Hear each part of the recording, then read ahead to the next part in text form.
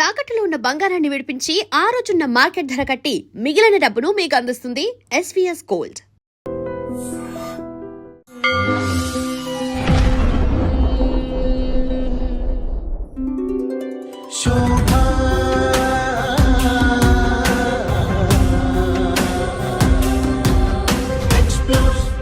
I explore only the truth, the two for you all. Shobha explores.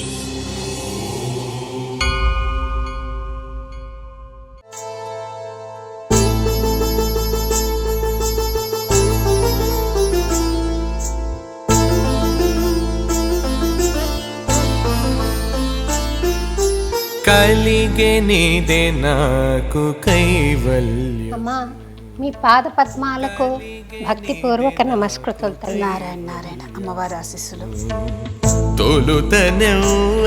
మనోహరమైన మీ రూపం దర్శించిన ఒక పారవశ్యంలో మాటలు సరిగా వస్తాయో లేదో అన్న ఒక ఆలోచన ఉంది తల్లి. మీకు మంత్ర మహేశ్వరి అన్న పేరుంది తల్లి. అసలు మంత్రం అంటే ఏమిటి అని మీ అభిప్రాయంలో చెప్తారా తల్లి? తప్పకుండా. మననాత్ త్రాయతే ఇది మంత్రః. దేవతను మనిషిని కలిపేటువంటి ఒక వారధి మంత్రం. మీరెప్పుడైనా అమ్మవారి దర్శనం సాకారంలో చూసారా? చూశాను. అయితే ఒకరోజు కాళీదేవి ఉన్నది. అమ్మవారు అలా కళ్ళు తెరుస్తూ ఉండటం అనేటువంటిది అందరూ చూశారు. మీరు ఏ సంవత్సరంలో ఈ సన్యాసాశ్రమానికి వచ్చారమ్మా? నేను 2000 పరిపూర్ణమైనటువంటి సన్యాస దీక్షను అనుగ్రహించారు. మీరు ఎంబీబీఎస్ చేశారు కదా? అవును అవును అవును. ఇంత అందమైన త్రిమూర్తి ఎంబీబీఎస్ చేస్తున్నప్పుడు ఆకతాయిలతోటి కొన్ని కామెంట్స్ వచ్చి ఉంటాయి తప్పకుండా. నేను తెంచుకోలేదు అనే సమాధానం మీ దగ్గర నుండి రాదు. నేను అది ఇవ్వను. నన్ను క్షమించండి ఈ మాట అడుగుతున్నందుకు. నేను ఒకసారి శ్రీశక్తి పీఠం వచ్చాను తల్లి. అప్పుడు నాకు ఒక గజ్జెల చప్పుడు వినపడింది తల్లి. అవును. దాని రహస్యం ఏమైనా చెప్పగలుగుతారా తల్లి ఒకసారి? దేవత ఎక్కడైతే తిరుగుతూ ఉంటుందో ఆ తిరుగుతున్నటువంటి ఆ దేవతా సంచారం. మీకు ఈ ఆధ్యాత్మిక స్థితి ఎలా, ఈ ట్రాన్స్ఫర్మేషన్ ఎట్లా వచ్చింది అని తెలుసుకోవచ్చా తల్లి? పూర్వాశ్రమంలో స్వామివారితో ఉన్నటువంటి బంధుత్వం. పూర్వాశ్రమంలో వారు డాక్టర్ ప్రసాదరాయ కులపతి గారుగా ఉన్నప్పుడు నుంచి కూడాను హోమకుండంలో నుండి ఒక వస్తువు ఎగిరిపడి నా చేతుల్లో పడింది. నేను మీకు శరణాగతి అంటాను తల్లి. నాకు అమ్మవారి దర్శనం చేయించండి. తప్పకుండా తప్పకుండా. అమ్మవారు ఆమె ఎప్పుడు దర్శనం ఇవ్వాలని ఆమె అనుకుంటుందో అప్పుడు ఖచ్చితంగా దర్శనం ఇస్తుంది.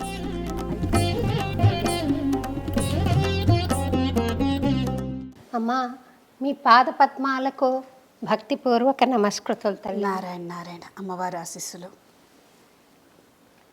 మిమ్మల్ని చూసిన ఆనందంలో మనోహరమైన మీ రూపం దర్శించిన ఒక పారవశ్యంలో మాటలు సరిగా వస్తాయో లేదో అన్న ఒక ఆలోచన ఉంది తల్లి. మీరు ఆలోచించవలసిన పని లేదు. స్వామి మీతో మాటలు పాటలు రెండూ కూడా అద్భుతంగా వచ్చేటువంటి శక్తి స్వామి ఇచ్చాడు కాబట్టి చక్కగా ముందుకు తీసుకెళ్ళగలరు కార్యక్రమాన్ని. సంతోషించండి. మననాత్ త్రాయతే ఇది మంత్రం అంటారు కదా. మీకు మంత్ర మహేశ్వరి అన్న పేరుంది తల్లి. మంత్రం అంటే ప్రయోజనం చెప్పారు కదా, అది త్రాయతే ఇది మంత్ర అని చెప్పారు. అసలు మంత్రం అంటే ఏమిటి అని మీ అభిప్రాయంలో చెప్తారా తల్లి? తప్పకుండా. మంత్రం అనేటువంటి శబ్దానికి అర్థం ఏమిటో మీరు చెప్పారు. ఇప్పుడు మీరు చెప్తూ మననాత్ త్రాయతే ఇది మంత్రః అనేటువంటి దాని శబ్ద అర్థాన్ని మీరు చెప్పటం జరిగింది. అయితే దాని అర్థం మననం చేస్తే త్రాయతే రక్షిస్తుంది అంటే మననం పదే పదే అనటం అనేటువంటి అర్థంగా మాత్రమే కాకుండా ఒక గాఢమైనటువంటి భావన చేస్తూ దేవతను మనిషిని కలిపేటువంటి ఒక వారధి మంత్రం.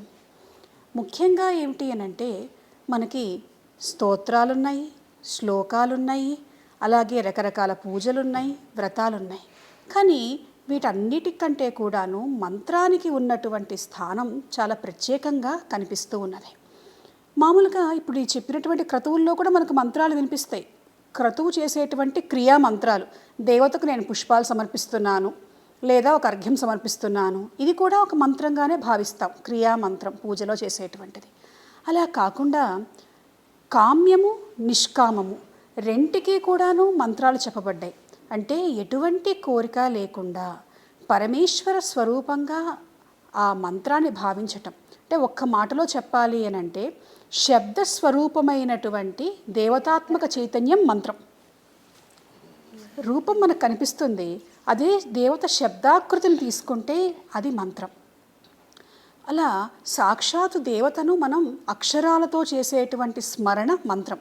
అక్షరార్చనగా శబ్దార్చనగా మనం భావిస్తూ అది నిష్కామమైనటువంటి కోరికలకు చేయటం.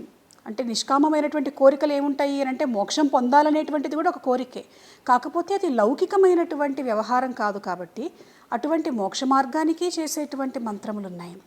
మామూలు మానవ జీవితంలో కష్టములు, నష్టములు, ఇబ్బందులు, బాధలు వీటిని తొలగించుకోవటంతో పాటుగా అనుకున్నవి సాధించటం కోసం కూడా మనకి ఆ మంత్రం అనేటువంటి మార్గాన్ని పరమేశ్వరుడు మహాదేవుడైనటువంటి శివుడు అందించాడు. పార్వతీదేవికి ఆయన చెప్పాడు. మేరుతంత్రము మొదలైనటువంటి 108 మంత్ర గ్రంథములను స్వయంగా పరమేశ్వరుడే మనకి అనుగ్రహించాడు. అట్లా ఎంతోమంది దేవతలకు సంబంధించి ఎన్నో మంత్రాలు చెప్పబడ్డాయి. వీటిని ప్రధానంగా ఏమిటంటే వేద మంత్రాలు మనకు కనిపిస్తూ ఉన్నాయి. అలా కాకుండా మనకి మంత్ర మార్గంలో, తంత్ర మార్గంలో ఉపాసనా మంత్రములు కొన్ని కనిపిస్తూ ఉన్నాయి. ఇలా అనేకమైనటువంటి మంత్ర సంబంధించినటువంటి విశేషాలు ఉన్నప్పటికీ కూడా అసలు మంత్రం అనేటువంటిది గురువు ఉపదేశం వల్ల మాత్రమే దాన్ని మనం మంత్రంగా భావించాలి. పుస్తకంలో ఉన్నటువంటి అక్షరాలు తీసుకొని నాకు ఈ మంత్రం తెలుసు, ఆ మంత్రం తెలుసు అని అనుకుంటూ ఉంటారు, కానీ అది మంత్రం కాదు. గురువు తన శక్తితోటి మామూలు అక్షరములను బీజాక్షరములుగా మార్చి అనుగ్రహిస్తారు. కాబట్టి మంత్రమూలం గురోర్వాక్యం. గురువు ఏది చెబితే అదే అసలైన మంత్రం అంటుంది మన శాస్త్రం. సంతోషం తల్లి. నేను అమెరికాకు వెళ్ళే ముందు మీ దగ్గర ఒక మంత్రం తీసుకున్నాను తల్లి. అవును అవును అవును. ఆ మంత్రం జపిస్తూ నేను నా టూర్ విజయవంతంగా ముగించుకుని తిరిగి వచ్చాను. మళ్ళీ దాన్ని ఎక్కువ సార్లు నేను జపం చేయలేకపోతున్నాను, కానీ రోజుకు 3 సార్లు అయితే స్మరణ చేస్తూ ఉన్నారు. ఖచ్చితంగా శ్రీ శక్తి పీఠంలో దశమహావిద్యల ప్రతిష్ట జరిగింది కదా. అవును. నేను అమ్మవార్లను అక్కడ దర్శించుకునే భాగ్యం కలిగింది తల్లి. సంతోషం. అయితే మీరెప్పుడైనా అమ్మవారి దర్శనం అంటే విగ్రహ రూపంలో కాకుండా ఇలా ఒక సాకారమైనటువంటి సాకారంలో చూసారా? చూశాను. అయితే అది నా వ్యక్తిగతమైనటువంటి ఒక అనుభవం, అమ్మవారు ఇచ్చినటువంటి సాక్షాత్కారం. ఇవేమిటంటే ఇప్పుడు మీరున్నారు, నన్ను చూస్తూ ఉన్నారు, అలాగే మన దేవాలయానికి వచ్చారు, నా సాధన నా మార్గం అన్నీ మీకు తెలుసు కాబట్టి మీరు చూసారా అని అడిగారు. నేను చూశాను ఫలానా రూపంలో అని చెప్తాను. కానీ సాక్ష్యం ఏది? సాక్ష్యం కావాలి సమాజానికి. అందుకని మీరు దానికి కూడా దేవతలు చూపించారు అని చెప్పడానికి చెబుతూ ఉన్నాను. ఒకరోజు కాళీదేవి ఉన్నది, నా ప్రధాన ఉపాసన దేవత కాళీ. అనేక సందర్భాలలో ఆమె దర్శనం ఇస్తూ ఉంటుంది, ఒకసారి మాత్రమే కాదు. కానీ ఇచ్చింది నాకు అమ్మవారు కనిపిస్తుంది, నాకు కనిపిస్తుందని నేను చెప్పుకుంటే కావాల్సిన అవసరం ఏమిటి? ఇతరులో ఎందుకు నమ్మాలి? నమ్మేవాళ్ళు నమ్ముతారు, నమ్మని వాళ్ళు 4 మాటలు అంటారు. కానీ ఎట్లా అంటే ఒక వ్యక్తికి నిజమైనటువంటి దేవతానుగ్రహం ఉంటే ఆ వ్యక్తి మాత్రమే చెప్పుకోవలసినటువంటి పని లేదు, దేవత చూపిస్తూ ఉంది. అటువంటి ఒక సంఘటన నేను మీకు చెప్తాను. ఒకసారి శక్తిపీఠంలో మీరు వచ్చారు, మరకత కాళీ ఉంటుంది అమ్మవారు. ఆమె కోసం నేను అక్కడే తోట పెంచాలి, అమ్మవారికి పుష్పములు అక్కడే మాలగా కట్టాలి, అక్కడే చేయాలి అనేటువంటి ఆలోచనతోటి చెబితే మన భక్తులు ఒకళ్ళు కొన్ని 100 గులాబీ పూల మొక్కలు తీసుకొని వచ్చారు. వాటిలో ఒక పువ్వు చాలా అందంగా కనిపించింది. అది వెంటనే తీసుకువెళ్ళి అమ్మవారికి పెడితే బాగుండు అని అనిపించింది నాకు. అనిపిస్తే అప్పుడు దేవాలయం మూసివేసినటువంటి సమయం. మూసివేసినటువంటి సమయం మామూలుగా మనం ఏమిటి, మన నమ్మకం ఏమిటి, దేవత కూడా విశ్రాంతి తీసుకుంటుంది. నిజంగా వాళ్ళకి అవసరమా కాదా అనేది కాదు, మన దగ్గరికి వాళ్ళు వచ్చినప్పుడు వాళ్ళకి అన్నీ కూడా మనం సరిగ్గా చేయాలి అనేటువంటి భావనతో చేస్తాం. అయితే నేను వెళ్ళాను, మన వాళ్ళు అర్చకులు వచ్చారు, తాళం తీశారు, గడియ తీశారు, తలుపు నెట్టారు, తెరుచుకోలేదు. బలంగా నెట్టారు ఇద్దరు కలిసి, తెరుచుకోలేదు. అయితే నేను అన్నాను, అమ్మవారు విశ్రమించేటువంటి సమయము, ఒకసారి తలుపు కొట్టి అమ్మ ఇలా వచ్చాను నేను, నీకోసం వచ్చానమ్మా, తలుపు తెరవటానికి మాకు శక్తిని ప్రసాదించు అని అడగండి అని అన్నాను. కొట్టి అమ్మ ఒక్కసారి మీకు పుష్ప సమర్పణ కోసం మాతాజీ వచ్చారమ్మా, తలుపు తెరు అని అనగానే, ఇలా అనగానే తలుపు తెరుచుకున్నది. అయితే దానికి కూడా చాలామంది చాలా తలుపు మూసుకున్నదని ఇవని అవని ఆలోచించవచ్చు, తప్పేవి లేదు, తప్పుందని అన్నాను. కానీ తలుపులు తెరిచాక నాతో పాటు ఒక 60 మంది ఇక్కడ కూడా ఉన్నారు, ఆ రోజు ఆ సంఘటన జరిగినప్పుడు ఉన్నవాళ్ళు. అమ్మవారు అలా కళ్ళు తెరుస్తూ ఉండటం అనేటువంటిది అందరూ చూశారు. నిద్రించిన తర్వాత మనం లేచేటప్పుడు మూతలు పడ్డటువంటి కన్నులు తెరిస్తే ఎలా ఉంటుందో, ఆ అర్ధనిమీలితమైనటువంటి నేత్రములు విచ్చుకుంటూ పరమేశ్వరి దర్శనం ఇచ్చింది అందరికీ. అక్కడ ఆ సమయంలో ఉన్న వాళ్ళందరికీ ఇచ్చింది దర్శనం. అమ్మవారికి ఆ పుష్పాన్ని సమర్పించి, అమ్మ మళ్ళీ ఏదో నాకు కలిగినటువంటి ఆసక్తి వల్ల నువ్వు విశ్రమించేటువంటి సమయంలో ఇబ్బంది పెట్టారమ్మా, మళ్ళీ చెయ్యను అని చెప్పి రావటం జరిగింది. ఇలాంటివి కొన్ని వందల వేల సార్లు అమ్మవారు ఆమె చూపించటం జరిగింది. ఆమె నేను ఇక్కడ ఉన్నాను, నేను వస్తున్నాను అనేటువంటిది ఆమె ప్రత్యక్షంగా అనేక నిదర్శనములతో చూపించటం వల్ల ఆ దేవి యొక్క కరుణ ప్రతి ఒక్కళ్ళకి కూడా తెలుస్తూ ఉన్నది. సంతోషం తల్లి. అంటే ఇంకొక చిన్న మాట ఉన్నది, చాలామంది కొంతమంది అనుకునేవాళ్ళు అనుకోవచ్చు, అమ్మవారంటే సాకారమైనటువంటి రూపమేనా, అన్ని రూపాల్లోనూ అన్ని చోట్ల అణువులోనూ అమ్మవారు ఉంటుంది కదా, ఆమె లేని చోట ఎక్కడున్నది? కానీ సాక్షాత్కారం అంటే రూపంతోనే ఎందుకు సాక్షాత్కారం పొందామని అనుకోవాలి, దాన్నే సాక్షాత్కారం అని ఎందుకు అనుకోవాలి అని అంటే, మన ఋషులు చూపించినటువంటి మార్గం. వాళ్ళు దేవతా సాక్షాత్కారం కోసం తపస్సు చేశారు. ఎటువంటి తపస్సు, దేనికోసం తపస్సు? ఒక పరిపూర్ణమైనటువంటి సాకారమైనటువంటి రూపం, పురాణములలో వర్ణించబడినటువంటి రూపం, వేదములలో వర్ణించబడినటువంటి రూపం. ఆ రూపాన్ని దర్శించటం అనేటువంటిది సాధనకు ఒక పరిపూర్ణతను తీసుకొస్తుంది అని మన ఋషులు మనకు అందించినటువంటి విషయం. కాళిదాస మహాకవి ఉన్నాడు, కాళీదేవి కనిపించింది, ఆమెను మాతంగిగా ఆయన స్తుతించాడు. ఏమీ అంతటి మహాజ్ఞాని చెట్టులోనూ పుట్టలోనూ నీటిలోనూ అమ్మను దర్శించలేడా అని అంటే దర్శించగలడు. కానీ మన ఋషులు, దేవతలు మన ఋషులకు అందించినటువంటి మార్గంలో సాకారమైనటువంటి ఆ దేవతా తత్వాన్ని, రూపాన్ని గనక దర్శనం చేసుకోగలిగితే అది ఒక పరిపూర్ణతను తీసుకొస్తుంది ఆ వ్యక్తి సాధనకు అని మన దేవతలు, ఋషులు మనకు అందించినటువంటి మార్గం అదే.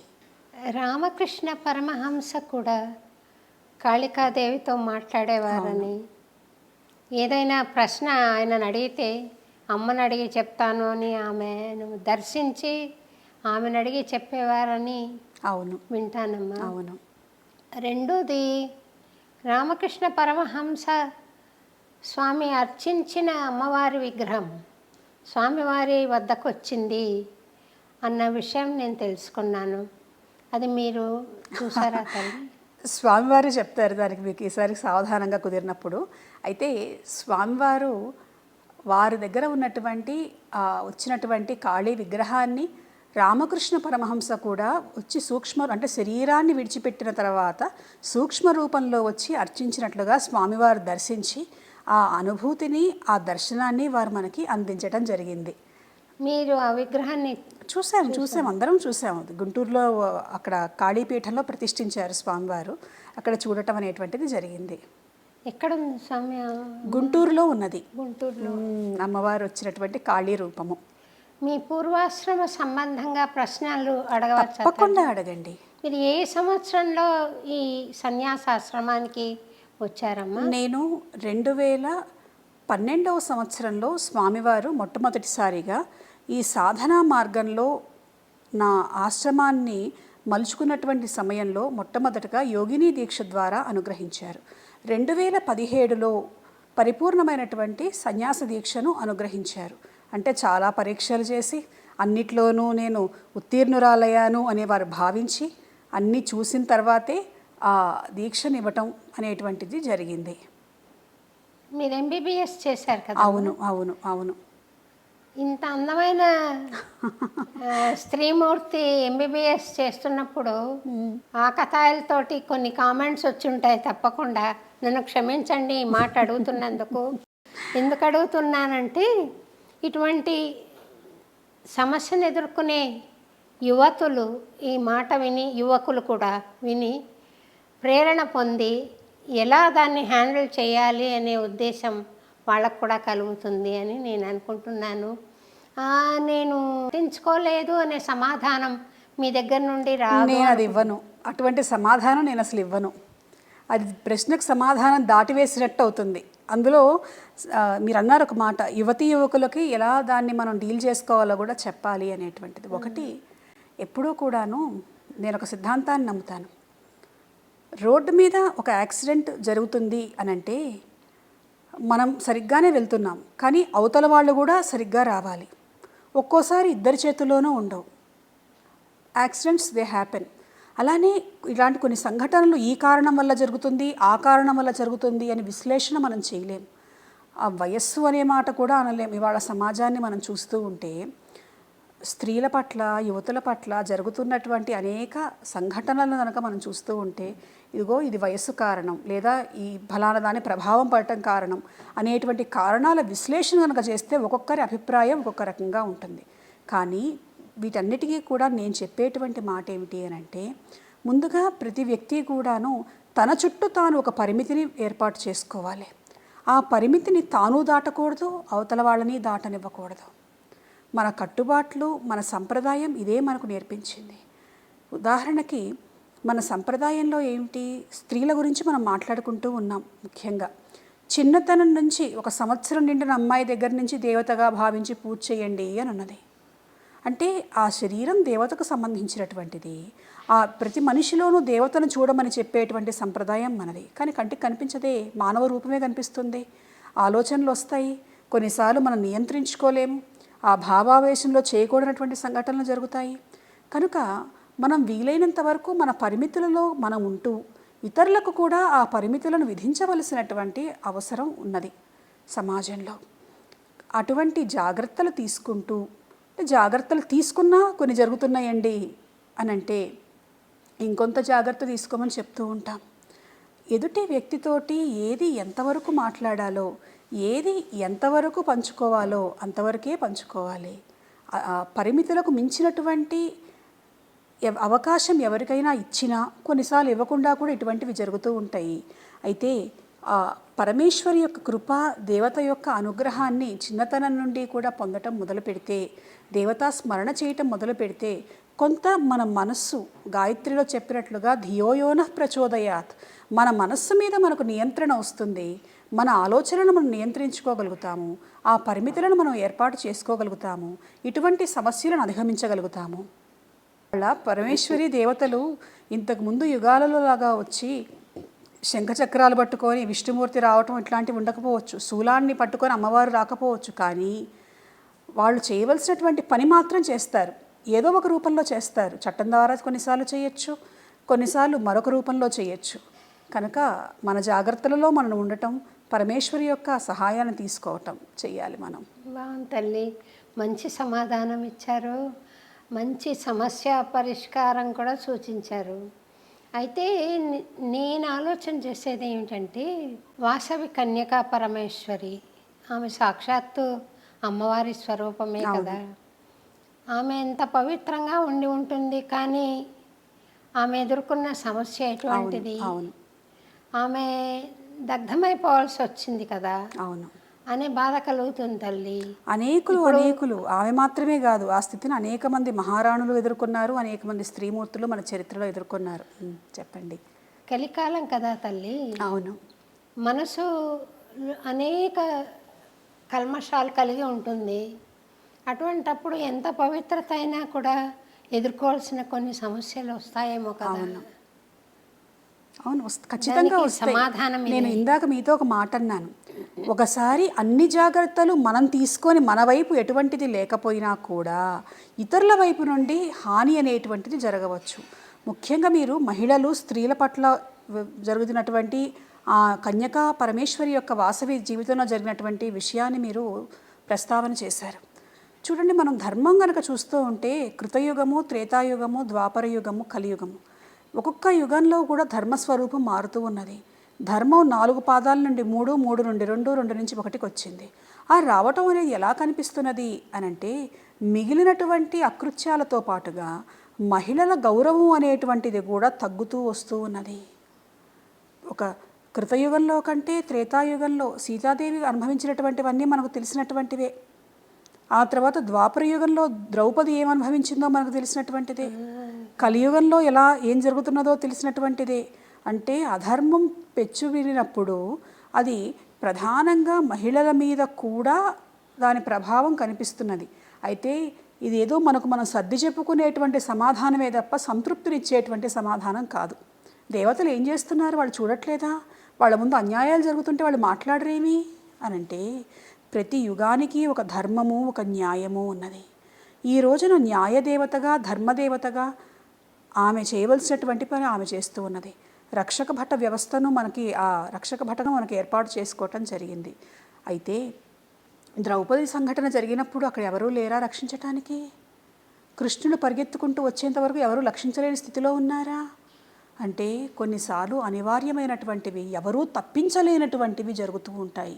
చరిత్రలో జరిగాయి, పురాణాల్లో జరిగాయి, రాముడున్నప్పుడు జరిగాయి, కృష్ణుడున్నప్పుడు జరిగాయి. కాబట్టి ఆ జరగటం అనేటువంటిది ఉన్నది. వాటిని ఎందుకు మనం తెలుసుకోవాలి అంటే తెలుసుకొని మన పరిష్కారములు మనం వెతుక్కోవాలి, మన జాగ్రత్తలు మనం తీసుకోవాలి. మన ప్రయత్న లోపం లేకుండా మనం అన్ని రకాలైనటువంటి రక్షణకు సంబంధించినటువంటి ఏర్పాట్లు చేసుకోవాలి.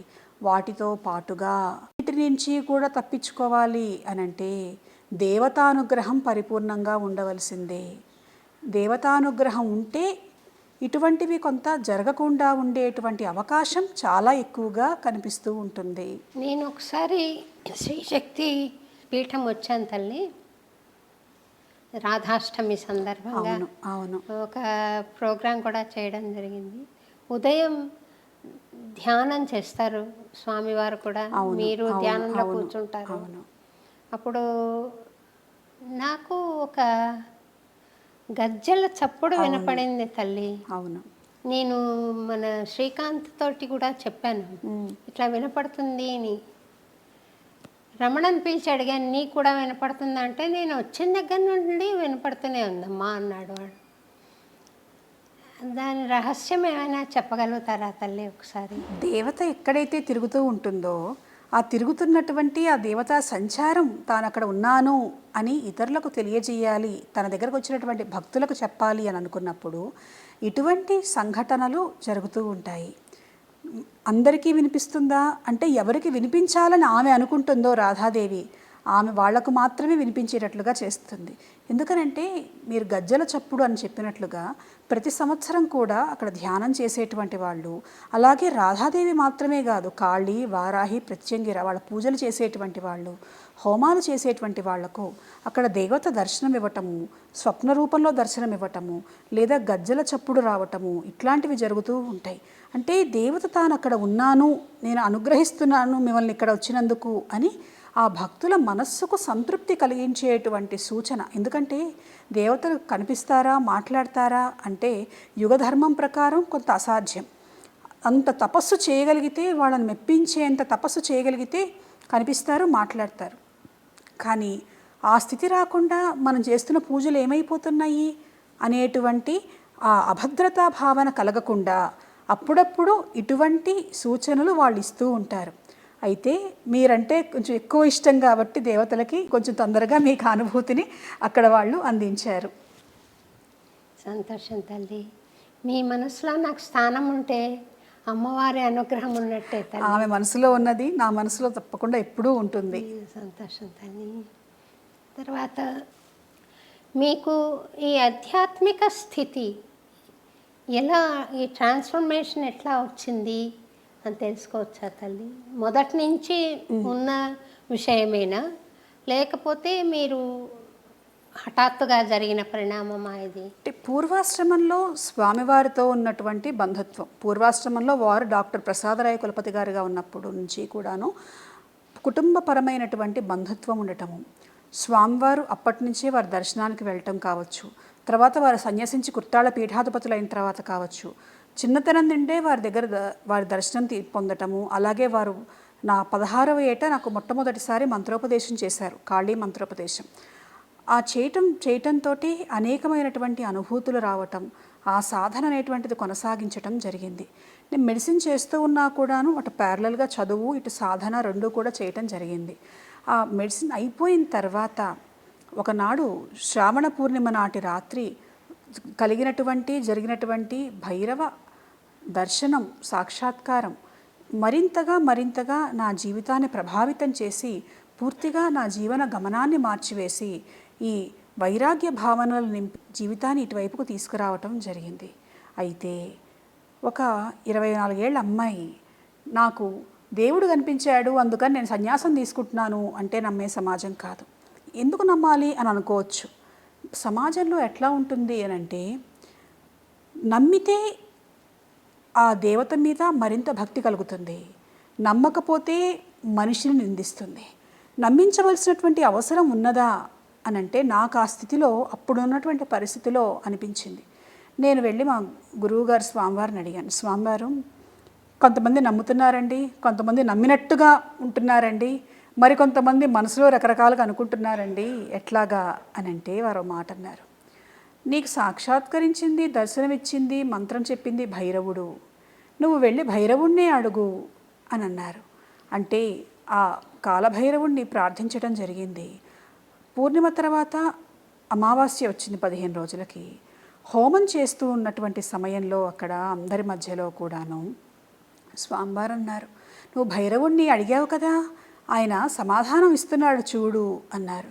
హోమకుండంలో నుండి ఒక వస్తువు ఎగిరిపడి నా చేతుల్లో పడింది.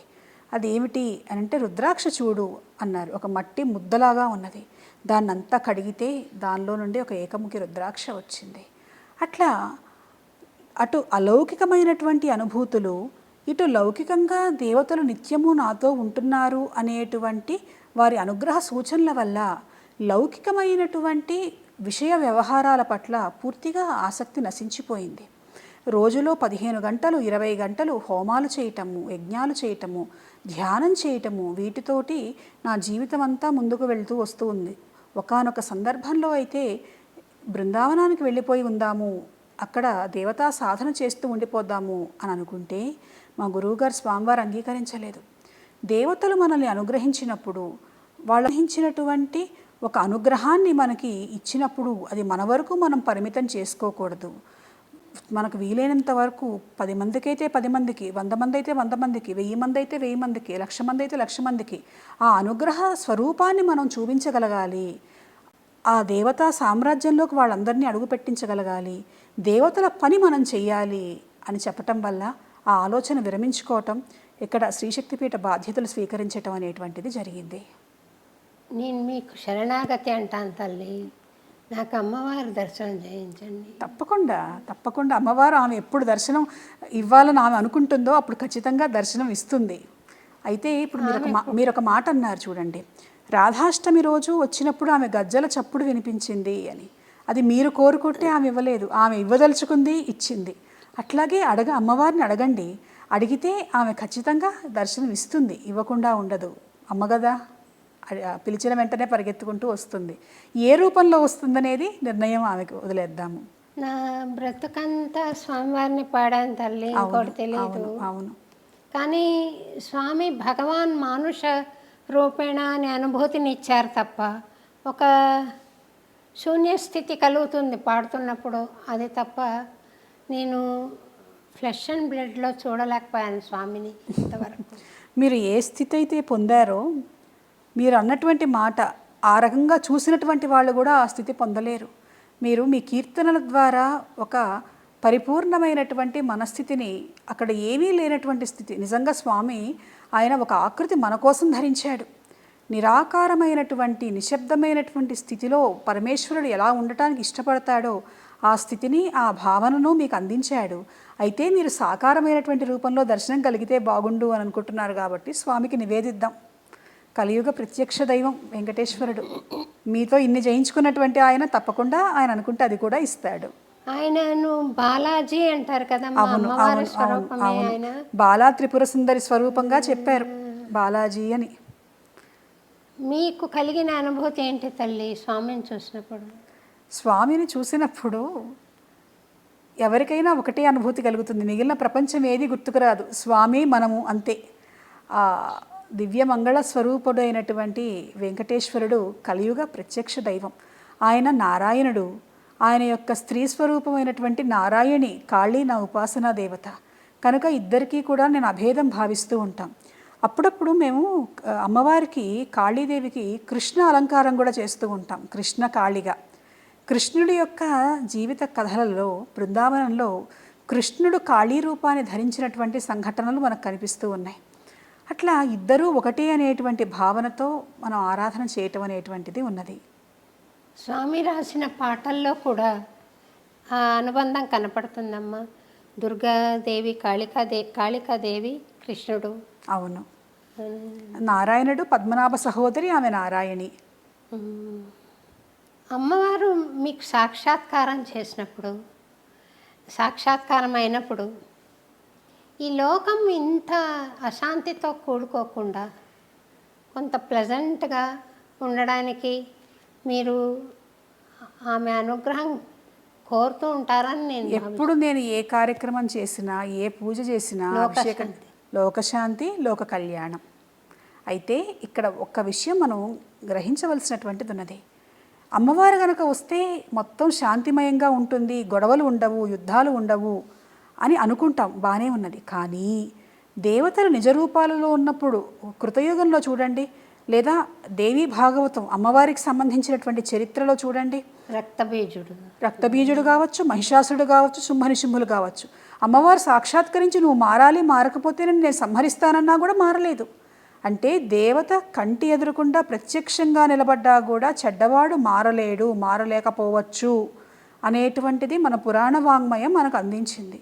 దేశ కాలమాన పరిస్థితుల ప్రకారం, కలియుగ ధర్మ ప్రకారం దేవత ఉన్నది, రక్షిస్తున్నది. కాబట్టి ఇంత కలియుగంలో కూడా ఈ మాత్రం ఈ లోకం ఉన్నది.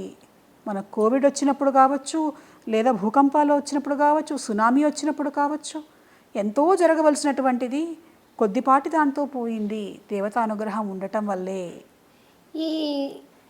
ఈ కాలం కొంచెం తీవ్రంగా ఉంటుంది, ప్రకృతి బీభత్సాలతో అంటున్నారు, నిజమేనమ్మా? కాలానికి ఉన్నటువంటి లక్షణం అదేగా, ఎప్పుడు ఒకలాగా ఉండదు. ఒక్కొక్క సమయంలో ఒక్కొక్క రకమైనటువంటి స్థితిలో మనం గమనించుకోవచ్చు. అందులో రేపు ఉగాది రాబోతూ ఉన్నది, కొత్త సంవత్సరం, కొత్త పంచాంగం, కొత్త రాశి ఫలాలు.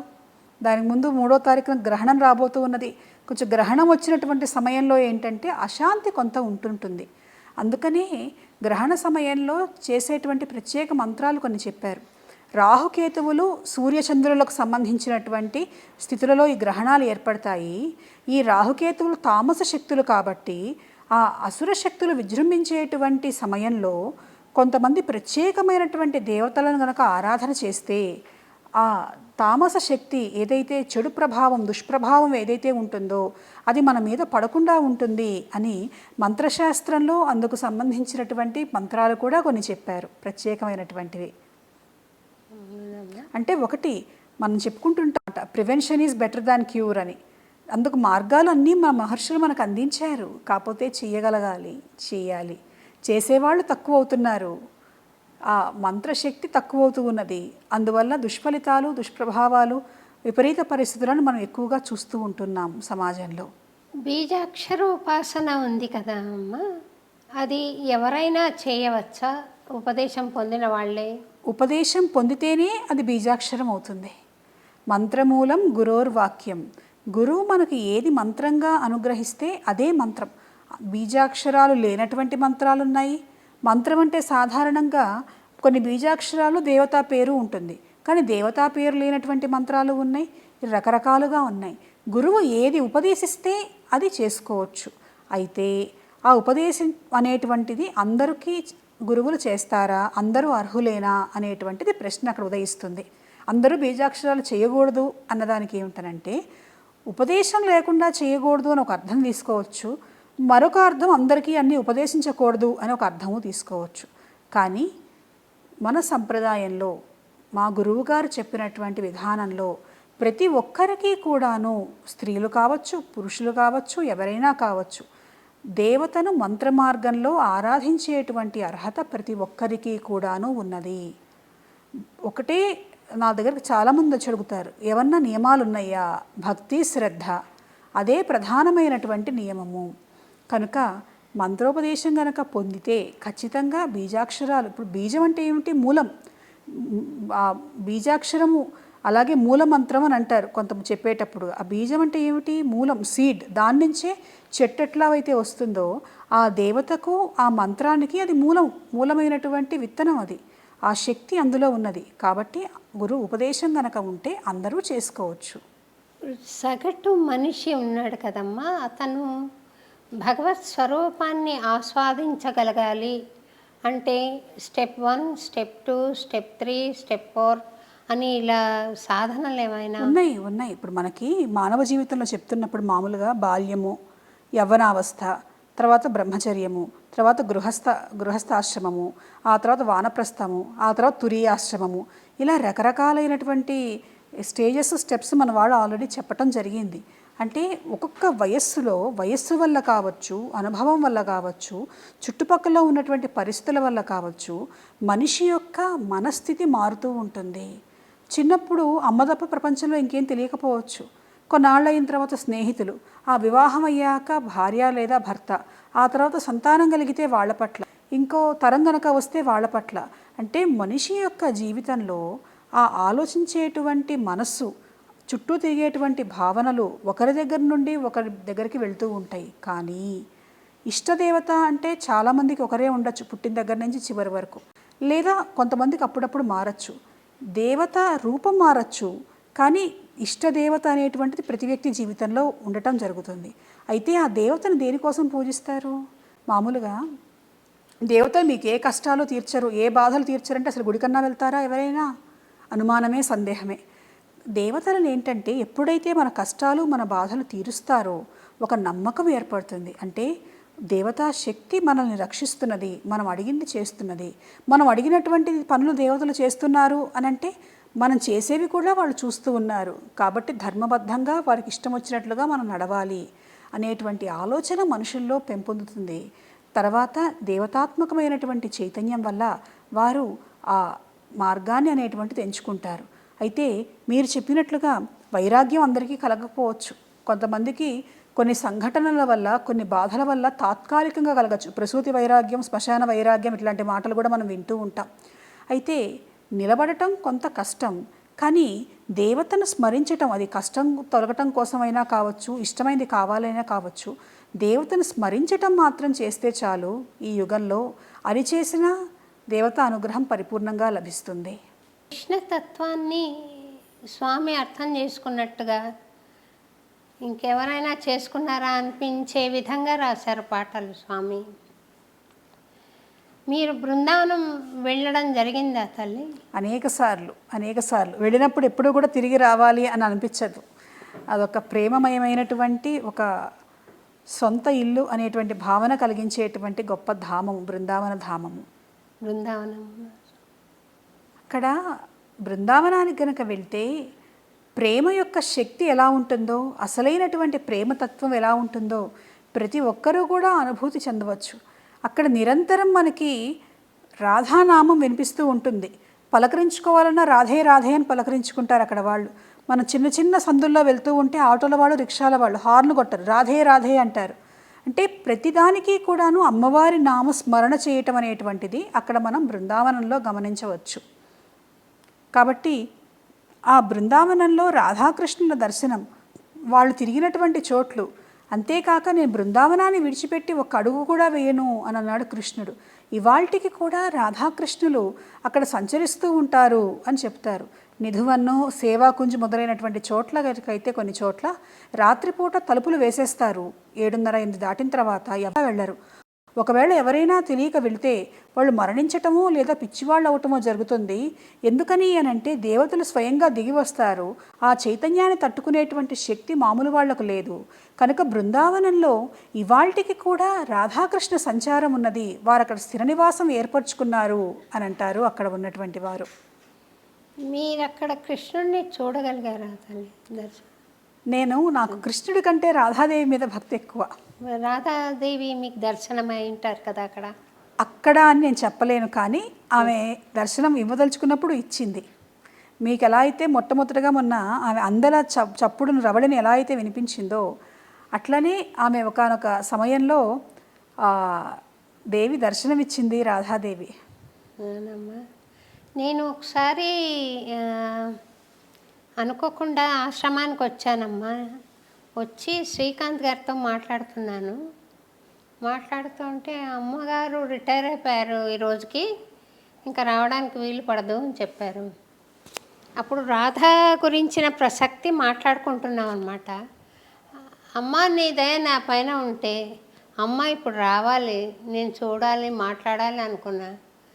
నాకు ఆశ్చర్యం కలిపేట్లుగా మీరు నడిచి వచ్చారు. చెప్పారు. అవును అవును చెప్పారు. నాకు సంతోషం అనిపించింది తల్లి.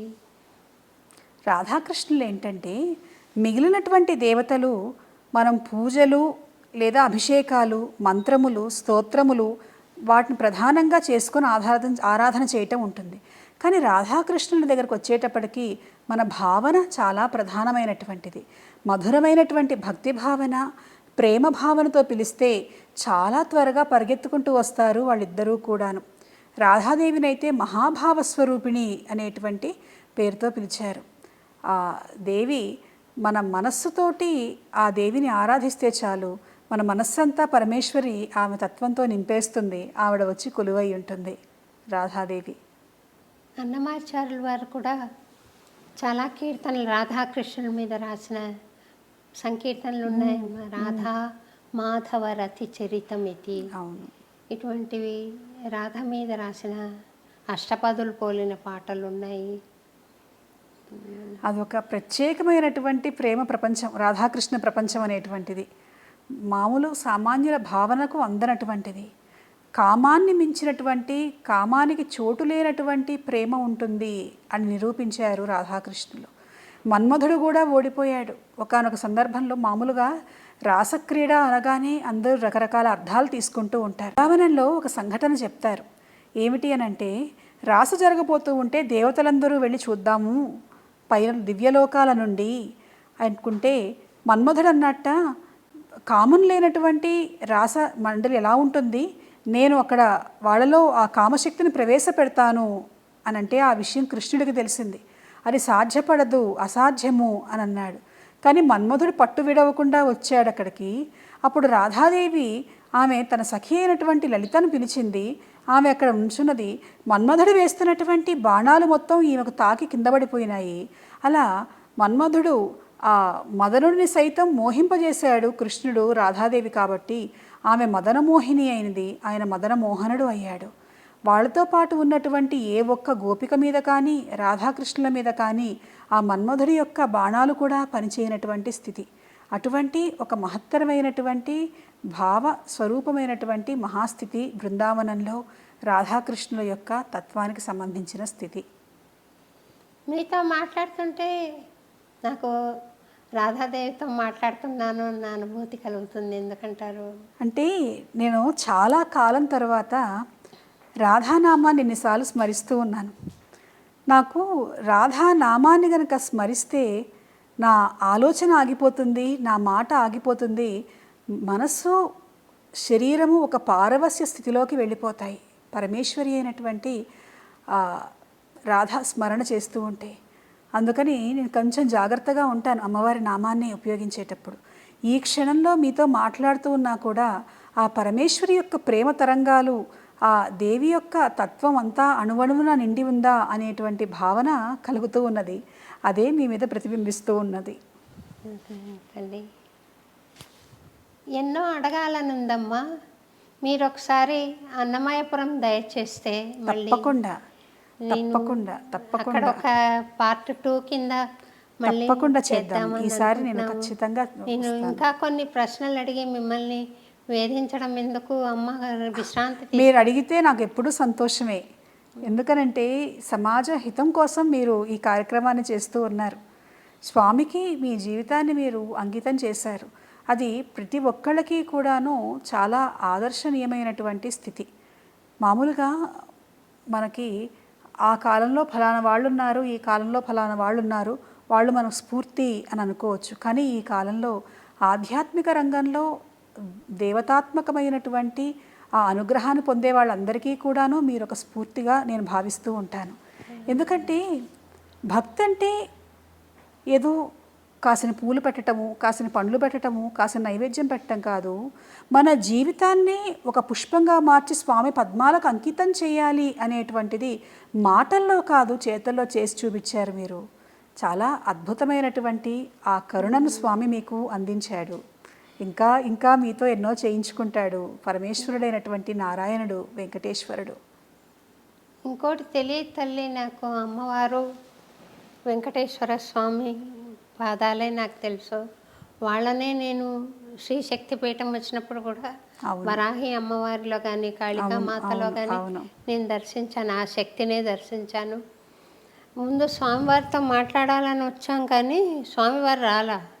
టైం ఉందని చెప్పి నేను ఫస్ట్ వరాహి అమ్మవారిని దర్శించి అక్కడ ఒక పాట పాడిన తర్వాత స్వామివారి దర్శనం ఇచ్చారమ్మా నాకు. దక్షిణ భారతదేశంలో ఎక్కడా లేనటువంటి విధంగా భూగర్భంలో పాతాళ శ్వేతవారాహిగా అమ్మవారు మనకు అక్కడ కొలువై ఉన్నది.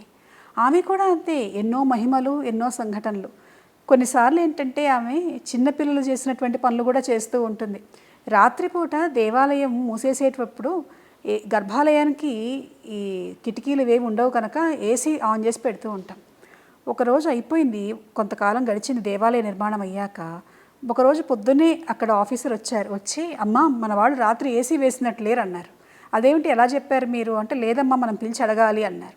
అడిగితే రాత్రి ఏసీ వేయలేదు కదా అన్నారు. వెళ్ళి చూసుకుంటే ఆపేస్తున్నది. మీకు ఎలా తెలుసు, ఎవరు చెప్పారు అని అడిగితే, వారాహిదేవి కనిపించిందమ్మా ఇవాళ వీళ్ళు నాకు ఏసీ వేయలేదని చెప్పింది అని అన్నారు.